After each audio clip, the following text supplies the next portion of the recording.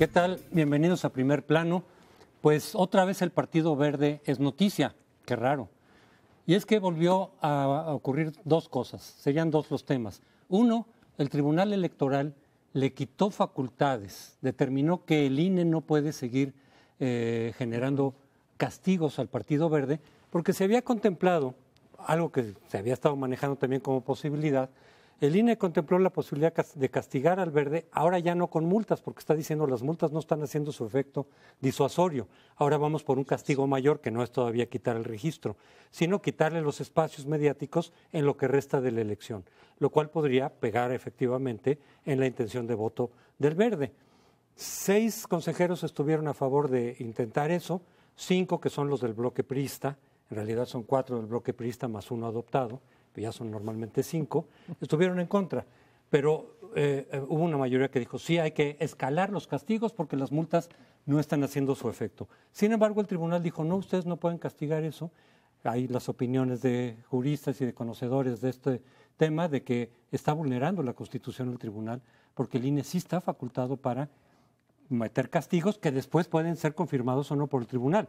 Pero en principio el INE podría determinar castigos, el tribunal dice que no en este caso, con lo cual pues muchos piensan que el tribunal está mostrando otra vez una cierta complacencia con el Partido Verde, ha sido muy tibio e incluso complaciente con el Partido Verde, yo así lo creo, no hay más que revisar muchas de las sentencias en relación con el Verde, pero por otro lado, la Comisión de Fiscalización propone una multa de 329 millones, que es ahora sí bastante alta, que se sumarían a los cerca de 200 millones que se habían aplicado antes, y que ahora sí, de confirmarse esta multa, le quitaría al Verde prácticamente todo su financiamiento de este año. Quedaría rebasado. Falta por ver qué se vota en el Consejo General. Supongo que la votación será 6-5, 6 a favor y el bloque priista en contra. Vamos a ver si así es cierto, pero es el pronóstico. Y luego faltaría por ver si en el tribunal se confirma o no esa multa, porque seguramente vendrá la impugnación y el tribunal, para como ha demostrado su desempeño en relación con el Verde, no sería raro también que dijera, pues es una multa demasiado elevada, no se justifica, etcétera, ¿no? Está pendiente eso. Perdón, yo creo que la complacencia con el Verde que se registra en el tribunal es una complacencia en realidad con el PRI, porque es un partido que va en coalición y está favoreciendo básicamente a esta coalición, que es la que puede lograr la mayoría en el Congreso o en en la Cámara de Diputados en este caso, que es el proceso electoral que está en curso. Y no es simplemente al Verde, está en realidad protegiendo un espacio sistémico del sistema político en general, que está dominado por el PRI en su gran mayoría todavía. La segunda cosa que a mí me gustaría comentar es que esta nueva multa que le ponen al Verde por el IFE, que es ya muy alta y viene a sumar con las multas anteriores 522 millones, lo cual se acerca ya a lo que le pusieron como multa a amigos de Fox, que era una de las más altas. Las más altas han sido históricamente, sí, era la de Pemex Gate y la de amigos de Fox, ¿no? Ahora, esta del Verde, con la suma de las últimas que les han puesto, pero en este mismo proceso electoral, o sea que estamos hablando de una violación sistemática que va siendo confirmada y apuntada por estas multas. Estas multas lo que significan es, usted está violando la Constitución y la ley y lo está haciendo sistemáticamente. Esto puede dejar sin recursos para este proceso electoral o cancelarle, porque entiendo que los recursos que le entregan al Partido Verde para este proceso electoral es de 230 y tantos millones. 39, algo así. Con 500 y pico que ya queda de ver, pues estamos viendo un golpe muy fuerte.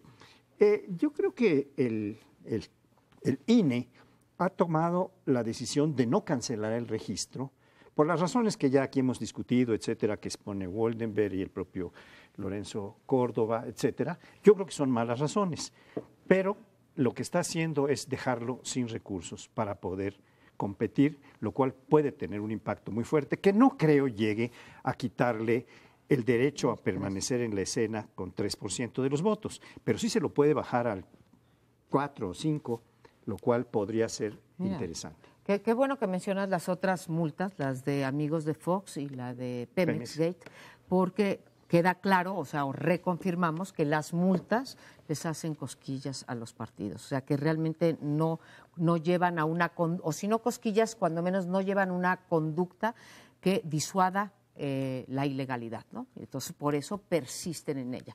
Se han sumado nuevos delitos al Partido Verde, ¿sí? Parte de la sentencia de la que hablaban tú y José Antonio es precisamente que recibieron transferencias de sus grupos parlamentarios que son a todas luces ilegales. Son transferencias en especie, que fueron los famosos spots. Yo sigo echando en falta una explicación frente a la opinión pública, que para mí ese era el valor de las firmas, las 150,000 firmas, ese era el valor fundamental, decirle al INE, no pretendemos que el INE cambie su parecer o funde su ponencia en que hay 150,000 ciudadanos que queremos que se le quite el registro al Partido Verde. Pero sí es una exigencia de decir, a ver, fundamenten, díganos por qué no es sistemática, por qué no es grave y qué sería una violación grave y sistemática, ¿no? A pesar de todas las violaciones, todavía este fin de semana volvimos a constatar que siguen repartiendo las tarjetas platino, que siguen mandando los kits, las entradas de cine y están utilizando el padrón de manera ilegal, ¿no? Entonces, una más de desacato, ya no solamente de ir en contra de la legalidad, sino desacato de lo que mandan las autoridades. Así que yo supongo que nos estamos acercando, aunque como ustedes no creo que vaya a ocurrir. Yo creo que tiene razón, el INE tiene efectivamente que argumentar por qué no hace lo que hace. No estaría tan de acuerdo contigo que ni las multas de amigos de Fox, Pemex Gate y ahora en caso de que se confirmara en todas las instancias, ya lo decía Crespo, la que le plantean al Verde Ecologista no les duelen. Les duelen y mucho. En su momento el PRI y el PAN no perdonaron al Instituto Nacional o Federal Electoral por aquella multa y al PRI por lo menos le costó un año de sufrir las de Caín. Si se confirmaran estas multas, 500 y pico de millones para la operación del Verde, sí tienen un problema serio y les va a doler hasta el alma, por eso las van a pelear hasta sus últimas consecuencias. A mí lo que me preocupa mucho, y lo pongo sobre la mesa porque es un tema que se discute más en redes sociales, es que la utilización del padrón electoral para entregar estos, digamos, los materiales escolares, está afectando ya a muchas personas. Me escribía un funcionario, un magistrado, diciendo, a ver, yo vivo en un condominio y soy magistrado y todo el mundo lo sabe, y de condominio horizontal, y de pronto me llega el material a mi casa y mis vecinos me empiezan a decir, ¿qué tal, magistrado? Usted está con el Verde Ecologista. Además me dijo, soy funcionario de casilla. He sido, digamos, electo. Es decir, están rompiendo, además de con la intimidad de los ciudadanos, con el prestigio de algunos de ellos. En muchos círculos sociales, a lo mejor el Verde considera que ser miembro de ese partido es un honor, pero en muchos círculos sociales es motivo de vergüenza y lo está invalidando, el que te estén señalando públicamente, decir, oiga, usted está por aquí o por allá vinculado con ese partido. Así es que es escandaloso que también esa utilización facciosa del padrón se esté efectivamente permitiendo sin que el INE les diga, a ver, señores, entiendo que tengan acceso a ese instrumento para ciertos controles, pero no para su provecho, digamos, en este caso partidista. Me parece que habría que modificar el verbo de complacencia a complicidad. Lo que estamos viendo no es complacencia, estamos viendo complicidad, aunque con diferentes niveles. En los viejos tiempos, cuando el Ejecutivo priista controlaba la autoridad electoral, pues era el Ejecutivo y ya sabíamos que la autoridad electoral, incluso el secretario de Gobernación, para que lo sepan algunos en el auditorio, era el presidente del Instituto Electoral, era el que presidía los trabajos del Instituto Electoral. A ese grado se llegaba. La transición significó, en teoría, la autonomización o la autonomía del Consejo General del IFE y del IFE, pero ahora lo que estamos viendo es la colonización de la autoridad electoral por el Ejecutivo, es decir, ahora es cómplice el Ejecutivo, el PRI, por lo que ya dijeron, porque necesitan los diputados del Verde para tener mayoría. Por tanto, pero también hay complicidad de parte del Tribunal Electoral y del INE, aunque quisiera hacer un matiz y comentar algo de las firmas que no se sabe. Los que están definitivamente, los vasallos del verde son el Tribunal Electoral. Para mí está claro que ahí sí ya no hay, son cínicamente verdes. Es un tribunal verde. Verde, blanco y colorado. El Consejo General está más dividido, porque ahí sí la batalla es feroz y se está observando claramente. Incluso les comento algo que puede sonar a risa, pero ilustra la gravedad de lo que está pasando con las firmas. Al parecer sustrajeron las hojas originales de las firmas como forma de invalidar el derecho de petición. El derecho de petición, lo cual llevó a que llegara un requerimiento muy curioso para que entregáramos de manera urgente un nuevo USB con las firmas, además de una firma autógrafa. Pues puede que no sea la explicación, pero es muy raro.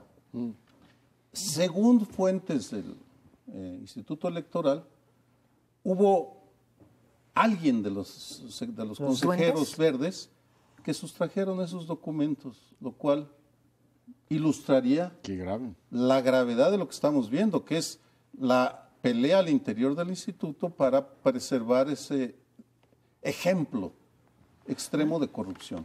Yo quisiera retomar algo que dijo Paoli y divergir en alguna medida. Dices, una multa de ese tamaño sí podría incidir ya sobre su votación. Yo no lo creo, porque te la van quitando poco a poco, precisamente para que no afecte el día de la elección. Lo que sí podría haberle quitado votos, suponemos, es quitarle los espacios en lo que resta del tiempo, pero justamente cuando eso se discutió en la comisión de quejas, no la de fiscalización, donde los priistas son mayoría, son 2 del PRI y una que no es del PRI, de los consejeros. Otro de los consejeros presentes, también del bloque priista, que no tiene voto, pero sí voz, dijo, es que si le quitamos los espacios, ahí sí sería condenarlo a muerte. O sea, no se vale quitar el registro por faltas administrativas, aunque la ley lo contemple, pero tampoco castigos que eventualmente puedan incidir sobre los electores y que no le den el registro del 3% que exige la ley. O sea, se trata de protegerlo como sea lugar. ¿Quién lo dijo? Andrade lo dijo. Andrade, sí. Que es uno de los consejeros que pertenecen al bloque priista, fue propuesto por el PRI. Y eso dijo, entonces decir, pues entonces ni tarjetas amarillas tampoco, porque eventualmente pueden incidir en que pierdas el partido, o bueno, que te afecte. Entonces quería yo dejar esa aclaración. A mí me gustaría comentar esto que dice José Antonio. Tal vez, yo confieso, estoy cometiendo lo que los gringos llaman wishful thinking, ¿no? Es decir, es lo que yo quiero que pase. Voluntarismo. Lo voy a abrir como una posibilidad de la cual no me soy tan ajeno. Pero lo que yo pienso es que todos estos impactos pueden llegar a la conciencia ciudadana más amplia, incluso a algunos que votan sistemáticamente por el verde, por considerar que es un partido limpio, que cuando vean toda esta gama de sanciones, en fin, críticas que se le están haciendo, digan, no, pues por estos que se llevan tanto dinero, yo no voy a votar, ¿no? Y además, sobre todo cuando los están desviando para los spots, los diputados, todas estas cosas pueden incidir en el votante. Y lo último que digo es, están entregando bienes los del verde, así a voleo, en todas las clases sociales. Conocí a una señora del Pedregal, una casa riquísima, que le llegan bolsas de estas, están entregando a todos. Entonces yo no creo que sea tan eficaz. Perdón, pero con todo respeto, o se aplica la ley o no se aplica, vamos, si vamos a eso, ¿por qué no someten a referéndum si se detiene al Mencho o no? Va a haber elecciones.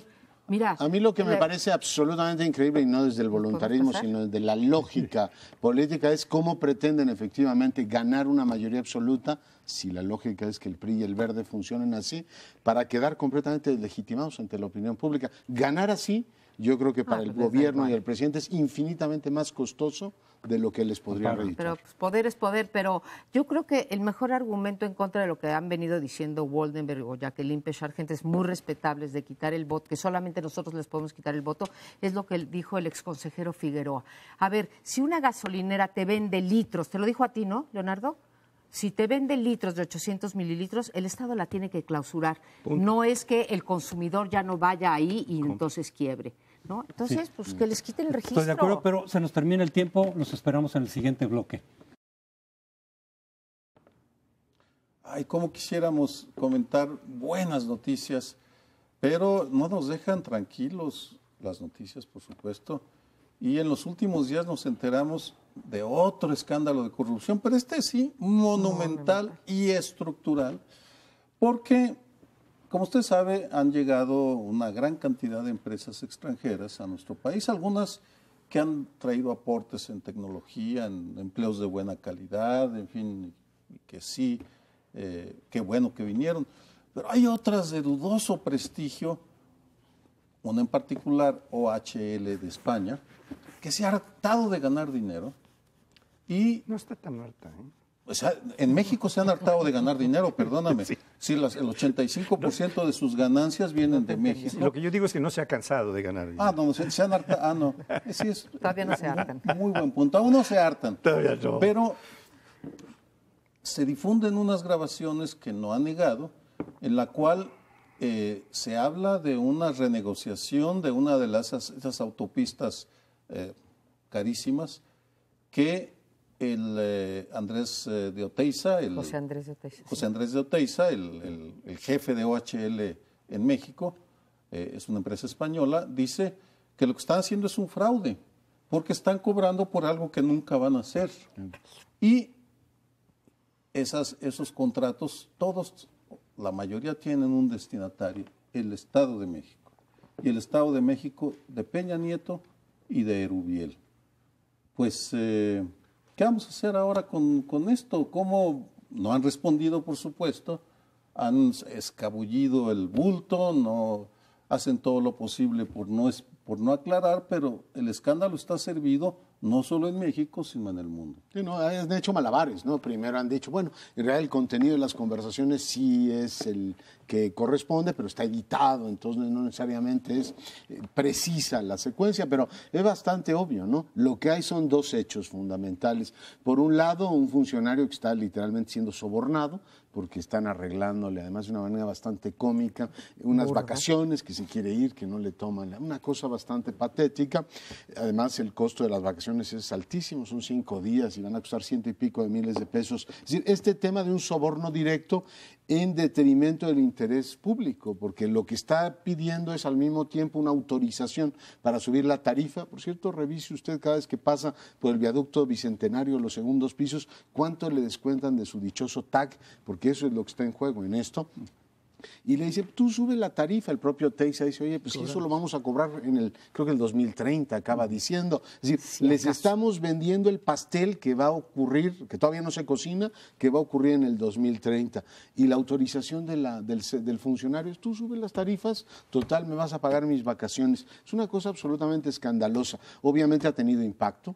La cotización de OHL a nivel global, la acción ha bajado y bueno, pues para los usos y costumbres de este país a lo mejor no es tan escandaloso, pero todos los actos de corrupción que tienen, digamos, este impacto global tienen también un costo y tienen un costo en este caso en términos de lo que es la cotización de la acción de OHL. Es escandaloso y bueno, pues como consuelo, entre comillas, de consuelo, Erubiel Ávila dice, ahora sí vamos a revisar todos los contratos y todo lo que hace OHL. Dice uno, pues menos mal después del escándalo que ahora se dediquen a investigar eso. A toro pasado y ni siquiera, porque una vez que se nos olvide van a resguardar varios, o sea, recordemos todos los contratos que resguardan y siempre tienen una gran razón para no mostrar en transparencia. Lo acabamos de ver con el metro, ¿sí? Y con la línea 12, todo lo que resguardaron, bueno, viene desde el segundo piso también, que se resguardó todas las licitaciones. Pero esto es un monumento, en efecto, a la corrupción. Y beneficiarios, sí, es beneficiarios del Estado de México y de Erubiel Ávila y de Enrique Peña Nieto, pero también de las empresas privadas. Y aquí, bueno, ya es el tercer escándalo de una transnacional. Tuvimos el de Siemens, si se acuerdan, tuvimos el de Walmart y tuvimos ahora, estamos teniendo este. Ahora, la diferencia en el trato, y ahí veo las leyes, cuando ocurrió esto en Siemens, lo que hicieron es que inmediatamente cayeron los 4 principales CEOs, los 4 principales directores de la empresa, metieron dinero para una fundación para que no pudiera haber fraude en esa compañía otra vez y pagaron todas las multas que tenían que pagar. Aquí no pasa jamás eso. Entonces, los beneficiarios son los estados, los beneficiarios son los privados, y eso sí, inmediatamente, en vez de reaccionar cambiando a las personas, castigándolas, llevándolas al debido proceso y a la cárcel si procede, lo que hacemos es que pasamos una ley de obra pública que ya estaba vigente antes de lo del OHL y siguen pasando las mismas conductas. Pero todo lo queremos con la ley anticorrupción, con la ley de obra pública, con el reglamento, con que nos van a transparentar, y nunca pasa nada. Y todos los días en este programa podríamos traer, o todos los lunes, podríamos traer 5 o 7 casos de corrupción que se van archivando ahí en la Bueno, yo me Procuraduría. disculpo con Sergio por haberlo interrumpido cuando usó el hartazgo, pero en realidad es que hay varias acepciones, como muchas palabras, ¿verdad? Son polisémicas. Pero el hartazgo quiere decir, en alguna medida, no lo estaba yo usando solo como un gracejo, el haberse cansado, por ejemplo, de comer, ya me harté, ya me cansé. Y lo digo porque hubo declaraciones en el sentido de que OHL en España estaba vendiendo OHL mexicana. Ante esta circunstancia que ya mencionaban ustedes de crisis de la empresa, en donde han bajado las acciones. Inmediatamente OHL de España dijo, no hemos vendido ni vamos a vender. Es decir, qué hartados van a estar, están con ganas de seguirle metiendo. Y no solo en el Estado de México, que es el estado más grande, más rico en muchos sentidos del país, sino entrar a muchas otras entidades donde también están intentándolo. Entonces, el hartazgo no hay tal. Claro. Están queriendo tener todavía más. A lo mejor mejor cubiertas, mejor encubiertas estas operaciones, sobre todo cuando tienen fraude. Yo creo que la noticia esta destaca no tanto por el hecho de que se trate de un gobernador que haya incurrido en este tipo de transacciones, sino que ese gobernador resulta que hoy es el presidente de la República. Porque en realidad nos estamos enterando constantemente de cosas muy parecidas de otros gobernadores que utilizan los recursos públicos para sus empresas personales, para contratos poco transparentes, sobrevaluados, desde luego, para que luego venga la desviación. Y en ese sentido, pues abarca a todos los colores de los partidos también. Recientemente están escándalos de distinto tipo, de un gobernador del PAN que se hace su propia presa, de otro que se hace su propio banco, del PRI, del de Guerrero, del PRD formalmente, en realidad no lo era, pero formalmente del PRD, pues cuya familia también estaba metida en menjurjes, y así nos podemos seguir. Entonces yo establezco la pregunta, es decir, ¿habrá algún gobernador, no se vale generalizar, pero yo pregunto, ¿habrá algún gobernador limpio que no incurra en ese tipo de transacciones aprovechando la obra pública? Porque el hecho de que no conozcamos ahora, hasta donde a Mancera no se le ha imputado alguna transacción de esas... con las compañías. Con Pero bueno, Su secretario de Obras tuvo que salir porque tenía entonces un me conflicto. retracto. Entonces, oye, y Pero- OHL opera en la Ciudad de México Pero también, quiero terminar, sí. Decir, el hecho de que no conozcamos de algunos gobernadores No algo quiere por el decir que- estilo, no significa que dentro de algún tiempo digamos, ¿qué creen que pasó acá en este estado? Como ahorita lo estamos sabiendo, varios años después, lo del Estado de México. Tienes razón, no deberías haberte disculpado porque tienes razón. En sentido estricto, no tienen llenadera y ya lo estamos viendo. Es generalizada la corrupción y lo más grave, lo señaló María Amparo, es la indefensión en la cual nos encontramos. Tal vez este tipo de espacios sirven como lugares para el desahogo, para sacar, para que ustedes se enteren de que hay una corrupción generalizada en la cual están involucrados todos los partidos en el gobierno, por ahora, falta los nuevos que lleguen y demuestran ser diferentes, y que ante ese escándalo, esos escándalos que se repiten, ningún gobernante de alto nivel está encabezando una ofensiva en serio en contra de la corrupción, empezando por el presidente Enrique Peña Nieto, y ahí tienes toda la razón. A Korenfeld, el que usaba el helicóptero hasta 50 veces este año para ir y venir de su casa, solo le cobraron un vuelo, pero no lo inhabilitaron. Es una burla. Con 600,000 pesos. Es un escándalo. Escándalo. Es decir, no, más allá de que Su esposa. declaren o digan o aprueben sistemas anticorrupción, no están haciendo nada en la práctica. No, y el tema de la corrupción, el presidente retomó el asunto en la reunión del World Economic Forum de la cuestión cultural, nos lleva nuevamente a que una de las grandes agendas de investigación de los colegas que se dedican a la administración pública es decirnos qué modelo podría ser eficaz para tutelar el asunto de la obra pública. Lo que dice Crespo es muy cierto. Durante muchos años decíamos, se va a acabar esa corrupción, ese vínculo entre públicos y privados cuando haya democracia porque todo el mundo se va a cuidar. Pues resulta que no fue así. Que cuando venga un tal partido y haga tal cosa, eso ya no va a ocurrir. No, cuando se internacionaliza la obra pública, nos dijeron en los 90, las empresas con sus estándares de integridad enormes no van a aceptar esos cochupos. Resulta que OHL llega y dice, señores, a donde fueres haz lo que vieres, y si México funciona así, o Walmart. Pero hablando de construcción, que para mí es un tema muy delicado y merece una obra pública, una lectura muy precisa que no hemos dado. ¿Cuál sería el protocolo apropiado para que desde los segundos pisos, decías tú, hasta estos viaductos bicentenarios, haya un órgano que realmente reduzca el nivel de complicidad que hay entre públicos y privados?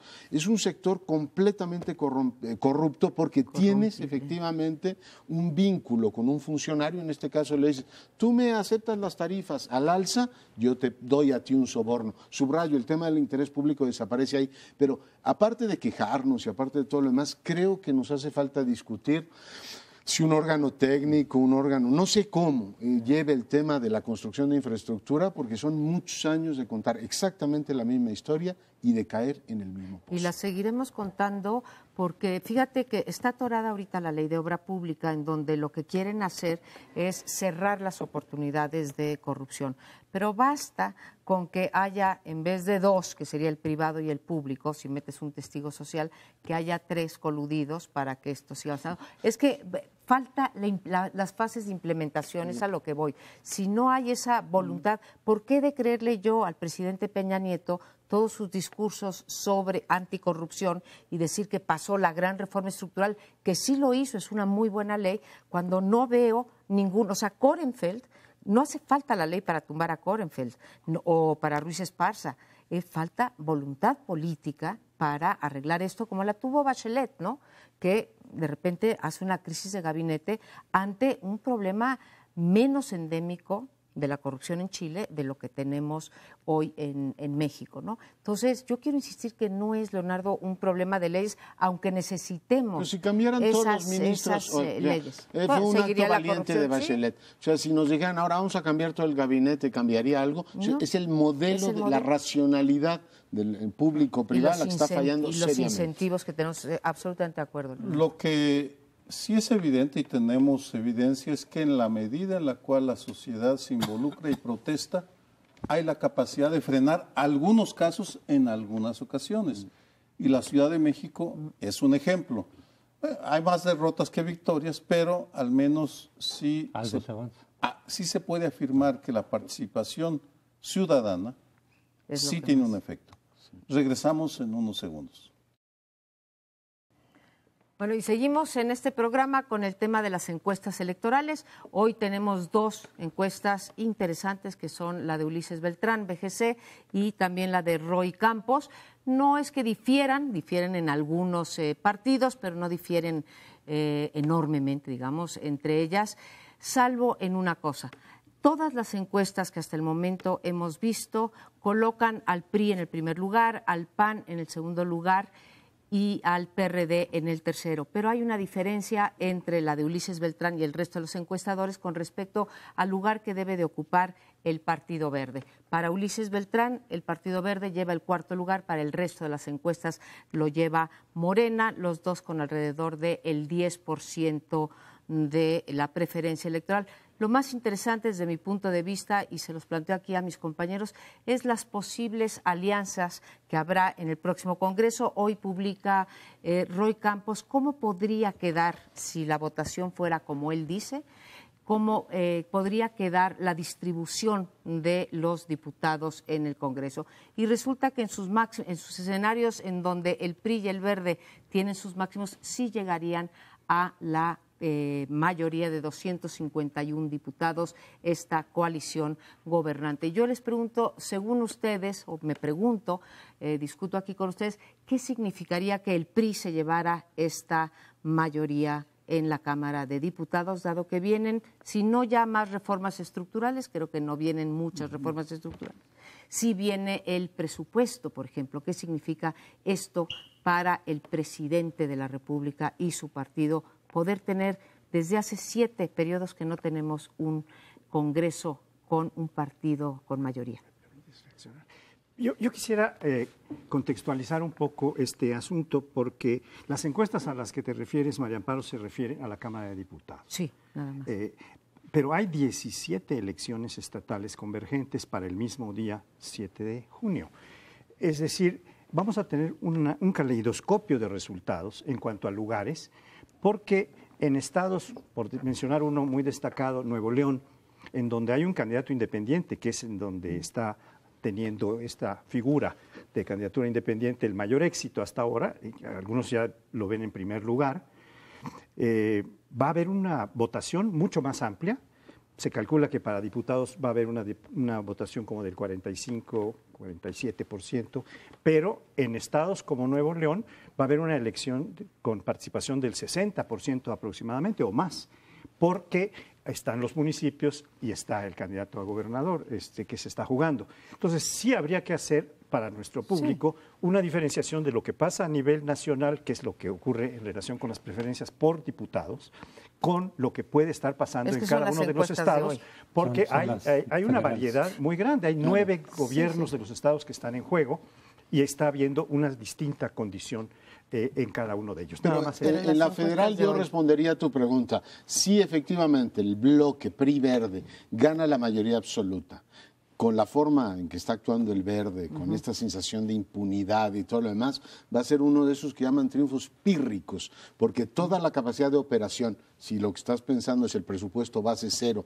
de empezar a recortar a distintos sectores con una mayoría absoluta en la Cámara de Diputados, o sea, la bancada mayoritaria va a estar completamente deslegitimada y el aroma de restauración va a ser de tal manera adverso que toda la capacidad de maniobra política que están pensando numéricamente va a ser un desastre. O sea, regreso al no entienden que no entienden. O sea, hay que ganar, pero hay que convencer también. Eso por un lado. Respecto a los números que nos planteas, pues pocas novedades, salvo que las campañas sí tienen un efecto en algún sector. O sea, tienes un PRI que se erosiona, tienes un PAN que sube un poquitito.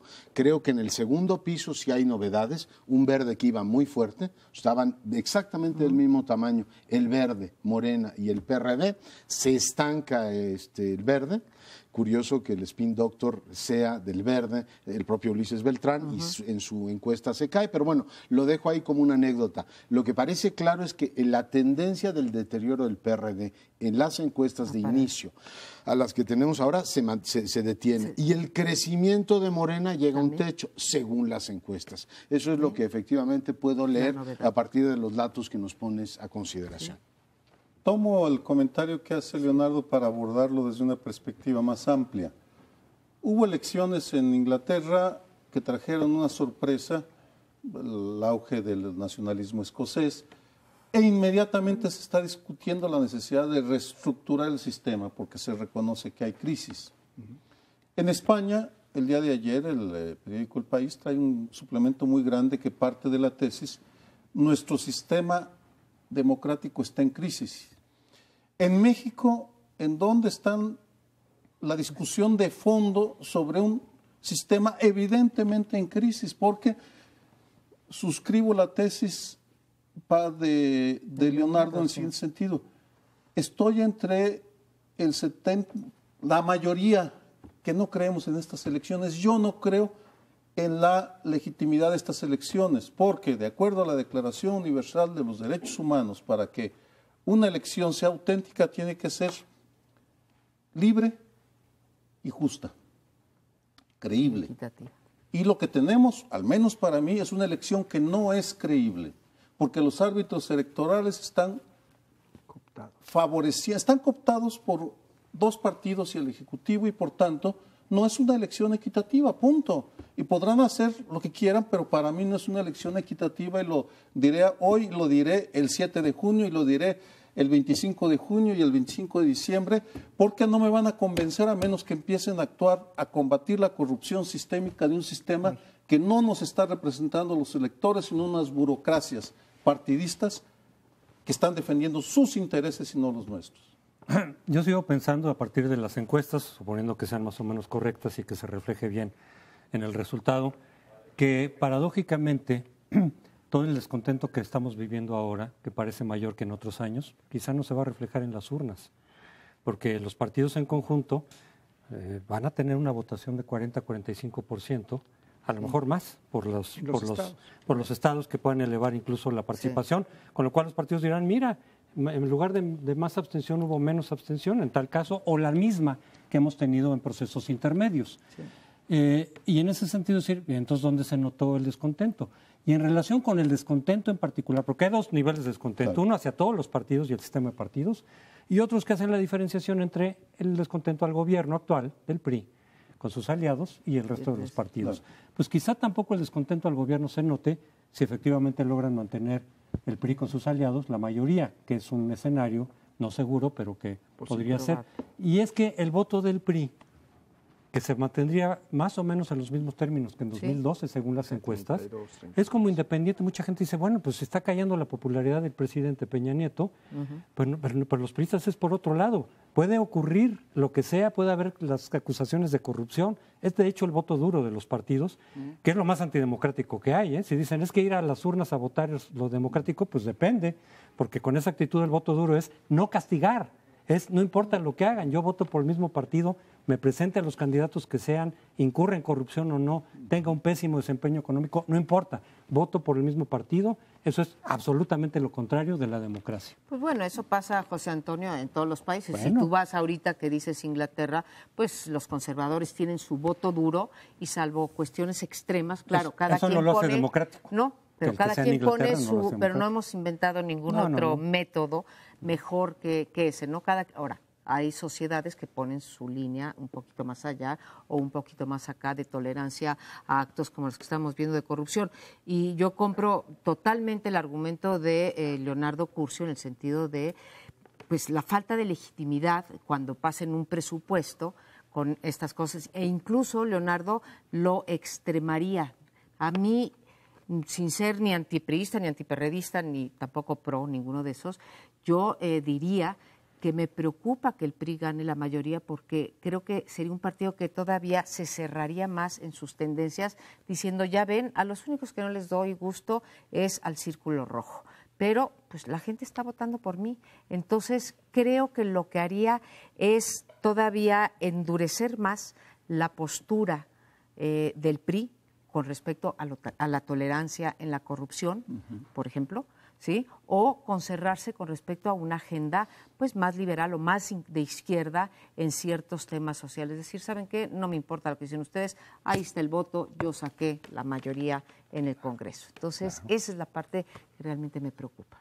Pues es negar una realidad creciente que detectan las encuestas. O sea, si tuvieran un mínimo de sensibilidad leyendo lo que dice la gente, lo que acaba de decir Sergio Aguayo, la verdad es que la crisis que hoy tenemos, si en el 90 y tantos teníamos una crisis de representación, hoy es infinitamente más grave. Y apostar de todas maneras con el 20% del padrón participando, hay que ver cuánta gente participa en esto, pero si participan el 35 o el 40% en la elección, en la federal, no en las locales, tienes ya un problema de entrada bastante serio. Y si tú ganas con el 20 y tantos % y además le añades que el Verde ha hecho todo tipo de trapacerías para llegar a ese punto, entonces, oiga, su pastel huele mal. O sea, de entrada esta idea de una restauración por esas vías, veo muy poco serio el que el gobierno diga, no hombre, pues ahí estoy legitimado, mira, la gente me adora. Ellos mismos saben que las encuestas denotan una grave crisis de representación, una grave crisis de confianza en que el aparato público esté desahogando apropiadamente los asuntos públicos y por tanto, de verdad, eso es ir caminar verdaderamente al abismo. Pero son tan cínicos, no sé si les importa, son tan cínicos los partidos que la gran encuesta nacional, que es la elección, te van a decir, mira, las encuestas se equivocan además con su margen de error. La elección es la encuesta que le pregunta directamente a los... Si esos no reflejan el descontento, claro que se agarran de ahí los Por eso, partidos pero para con decir... un 40% de participación, Crespo. Igual que hace ¿qué vas 6 a decir? años, ¿no? Pues igual que hace 6 y hace 12 años. ¿Dónde estuvo la diferencia? En el tiempo. O sea, tienes que T1, pasa- T2, T3, T5. La crisis cada vez peor. La crisis de representación es más en la conciencia ciudadana, que es cada vez más amplia, que en la realidad, porque los números son más o menos iguales. Yo creo que en la realidad hay motines por todo el país, perdóname. Pues si la Claro. gente está saliendo a las calles, está incendiando El tiempo oficinas, corre en no en todos los lugares se expresan de la misma manera, pero el hartazgo yo lo estoy viendo como pocas veces y llevo 50 años observando de cerca la vida nacional y son momentos bastante preocupantes por eso. Yo también, Sergio, y sí lo saben, pero parece no importarles. Entonces, bueno, pues vamos a ver cómo se desarrolla de aquí a el primer domingo de junio. Vamos a un corte y volvemos. En este último bloque del programa de Primer Plano, la noche de hoy, vamos a recoger unas declaraciones del gobernador Aristóteles Sandoval, en el sentido de que él durante año y medio estuvo informando directamente a la Procuraduría General de la República, cuyo titular era el señor Murillo Karam, sobre los avances, el desarrollo, el potencial tan amplio que estaba adquiriendo el cártel Nueva Generación y las posibles consecuencias que esto tendría. Esto es bastante grave. Habría que ver qué fundamento tienen estas declaraciones del gobernador, pero haber salido a hacerlas y han sido contextualizadas en un reportaje que hoy viene en proceso, empezó a circular ayer, pero en donde van diciendo el contexto en el que estas declaraciones del gobernador se hacen a partir de hacer una imputación prácticamente de responsabilidad a la Procuraduría, cuyo titular era Murillo Karam, el anterior procurador. Está pidiendo una cierta explicación de por qué no atendieron las informaciones que yo sistemáticamente les di, como sí las atendió el Departamento del Tesoro de los Estados Unidos, que tenía las mismas informaciones que yo estaba dándoles. Eso dice. ¿Cómo es posible? ¿Qué va a responder el procurador Murillo Karam a esto? Además, hay un filtrado por ahí de que estas declaraciones de Aristóteles Sandoval están siendo avaladas o impulsadas o toleradas por Los Pinos, lo cual sería gravísimo, porque en lugar de mandarlo a la banca, le dieron una Secretaría de Estado al señor procurador. Yo no sé si efectivamente tenga mucho fundamento esto. Recuerdo que también Ángel Aguirre, de Guerrero, cuando la crisis estalló la crisis de Iguala, dijo, es que yo ya le había dicho a la Procuraduría General de la República y no me hacían caso. Yo creo que lo de Sandoval, que hizo una gira por todos los medios nacionales para decir eso y mantener esta tesis de que finalmente él tiene puede explicarlo todo, es entre pueril y patética. O sea, si él hubiese en el momento de la crisis, previo a la crisis, dicho, oiga, el modelo de seguridad nacional en este país no funciona porque el procurador, que es de mi mismo partido, además Aristóteles Sandoval es un hombre muy cercano al presidente, no me hace caso, hubiese tenido validez, pero después de lo que ocurrió el 1 de mayo en Jalisco y las reacciones de su gobierno, primero negándolo todo, no negando, minimizando el asunto, diciendo que, bueno, pues tampoco había que tomarse esto demasiado en serio, que, ¿cómo los llamó? Actos vandálicos. O sea, resulta que derribar un aeropuerto, un helicóptero de la Fuerza Aérea y hacer un movimiento concertado bloqueos en todo el territorio, entonces, fueron actos vandálicos. Como romper vidrios. Una cosa así, una pinta en una barda y poquito más, es una cosa increíble. Yo creo que no tiene mucho valor político, salvo como digo, ver la secuencia de Aguirre, es decir, es un gobernador que siente que el agua le llegó al cuello y ahora pues trata de hablar con un procurador, con un ex procurador que le va a decir, oiga, yo me dedico a construir casas ahora, amigo, quéjese usted en Los Pinos con el jefe o con el secretario de Gobernación, que es donde se tiene que quejar. Subrayo, sí resultan un poco increíbles y denotan el grado de, pues, colapso que tiene el gobierno de Jalisco. Yo diría que demuestra también la irresponsabilidad, ahí sí sistémica y sistemática de los gobernadores, que en efecto cuando les llega el agua al cuello, como dice Leonardo, o cuando les estalla ya la bomba en las manos, pues voltean a ver a quién le echan la culpa. Y uno se pregunta dónde estaba Aguirre en el momento, el año y medio antes, o en este caso Aristóteles Sandoval, dónde estaba hace año y medio, si hoy tuvo la capacidad de hacer un tour de medios como el que hizo jueves y viernes. ¿Por qué no lo hizo cuando supuestamente no le respondió la Procuraduría General de la República, ¿no? ¿Por qué? Pues ahí estaban los mismos medios, eran lo mismo Televisa, Azteca, las radiodifusoras, Radio 1000, Radio Centro, Milenio, todos, pues también le hubieran abierto las puertas para decir, oigan, se está fortaleciendo el cártel y le estoy pidiendo ayuda a Murillo Karam y no me hace caso. Entonces, ¿por qué no lo dijo en ese momento? Yo creo que lo que vemos es la irresponsabilidad de los gobernadores, sean del PRI, del PAN o del PRD. Lo que vemos también es la profunda indiferencia y desprecio que sienten hacia la seguridad ciudadana. Porque si ya sabía, ¿por qué no se preparó para proteger a la ciudadanía? Y pongo un ejemplo concreto. ¿Sí? La información. Si tú estás bien informado, te puedes proteger. Por ejemplo, en Reynosa, después de la catástrofe de seguridad que hay, en 2 minutos las redes sociales, en una acción conjunta de gobierno y sociedad, informan, hay un bloqueo en la calle Quinta con la 10ª, o Matamoros con Hidalgo, en fin, no importa. Con esa información transmitida, tú ya puedes prepararte para no ir en esa dirección. En Jalisco, las primeras noticias salieron entre 9 y 10 de la mañana. Fue hasta las 11:15 de la mañana cuando la Procuraduría de Jalisco empezó a difundir tweets diciendo hay bloqueos en la ciudad, pero sin decir dónde. Y el resultado es que la ciudadanía, yo soy de Jalisco, tengo familia en Guadalajara, me decían que estaban desesperados porque no sabían por dónde irse, qué hacer. Si quedarse encerrados o refugiarse, porque en algunas colonias pues, había más riesgo que en otras. Pero lo mismo aplica para el gobierno de Enrique Peña Nieto. Si ya sabían que en Jalisco se venía, ¿por qué no diseñaron, más allá de inteligencia para atacar y detener al Mencho, ¿por qué no diseñaron programas para proteger a la ciudadanía? Se les olvida que su primera función, además de detener o matar capos, es protegernos a nosotros. Esa es su primera función. Y se les olvida una y otra vez. Bueno, lo que pasa es que aquí habíamos dicho varias veces, cuando inició este gobierno de Peña Nieto, que en realidad no se veía ni se notaba una estrategia distinta de la de Felipe Calderón, que venían muchas propuestas de reformas estructurales, etcétera, pero que en lo de seguridad decimos, ¿y cuál es la diferencia? En realidad casi no tocó ese tema Peña Nieto durante su campaña. Y decíamos, pues a mismos estrategias, pues iguales resultados va a venir. Yo siempre pensé que ahí estaba, digamos, el vacío del gobierno de Enrique Peña Nieto. Por ahí le ha estallado un poco lo de Tlatlaya, lo de Iguala, pues es cuestión de seguridad también, desde luego.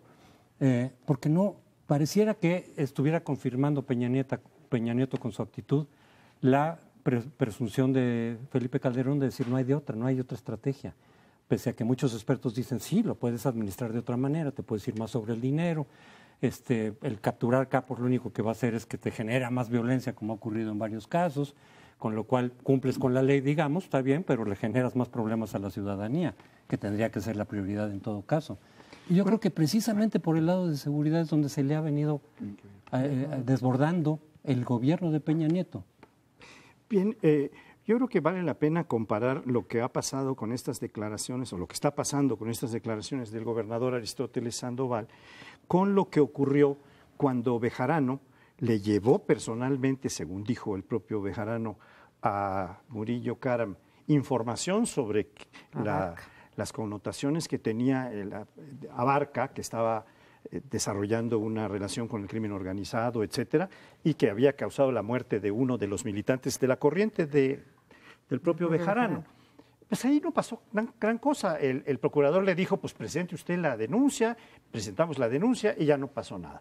Pero ahora se trata de un gobernador de uno de los estados más importantes del país, que además se supone tiene una relación magnífica con el presidente de la República. Esto es lo que políticamente le da relevancia al asunto, no que se hubieran hecho estas declaraciones. Pueden decir muchos, no, yo lo dije a tiempo, como dijo Aguirre en Guerrero, pero en este caso estamos hablando de una confrontación bastante grande. No sé qué ustedes opinan. No, claramente, pero además de la confrontación, estamos ante una crisis de la concepción del modelo de seguridad nacional de este gobierno. Yo creo que, a diferencia de lo que hacía Calderón, este gobierno planteó que la coordinación entre niveles de gobierno, a partir de un diálogo político funcional, iba a dar resultados diferentes. Y lo trabajaron muy bien: regionalización, integrar a los gobernadores. Es decir, lo más grave de todo, Crespo, es que con este nuevo modelo no está funcionando. Es decir, si el presidente anterior es que es panista, entonces no quería a Leonel Godoy y por eso chocaban los asuntos. No, aquí son priistas de la misma cepa y del mismo tronco. Y tienes un modelo de integración territorial que está dejando de funcionar. A mí me parecería ridículo, no sé a ustedes, que digan, es que Murillo Karam no quería a Aristóteles Sandoval y entonces por eso no le hacía caso. Es decir, oiga, ¿en qué película habrán visto eso? Sí tenemos una crisis muy seria del modelo de seguridad nacional. Y lo dijo Peña, simplemente recuerdo el discurso de Aguascalientes, les dijo, no se vale nadar de muertito, pues siguen nadando de muertito y ya que se ahogaron dicen, la culpa es del anterior, ¿no? Bueno, y siguen sin hacer absolutamente nada, perdón, muy breve, y Peña Nieto se tardó más de 10 días en hacer una declaración sobre Ayotzinapa y no pierden oportunidad para demostrar que no les importamos. Y saben que pueden seguir nadando de muertito, porque en el momento que les estalla mandan a pedir a los militares y entonces ahorita tenemos un despliegue de 10,000 entre policía, marinos y militares ahí cuidando la situación en Jalisco, ¿no? Entonces, pues así no vamos a ningún lado, ¿no? Bien, pues es un tema que todavía va a tener repercusiones porque es un asunto que está corriendo, no sabemos qué va a pasar, si le van a pedir responsabilidades a Murillo Karam o no, qué va a pasar con el propio gobernador Sandoval y otras repercusiones, sobre todo el próximo 7 de junio. Nos vamos, la próxima semana estaremos con ustedes de nuevo. Ojalá nos acompañen.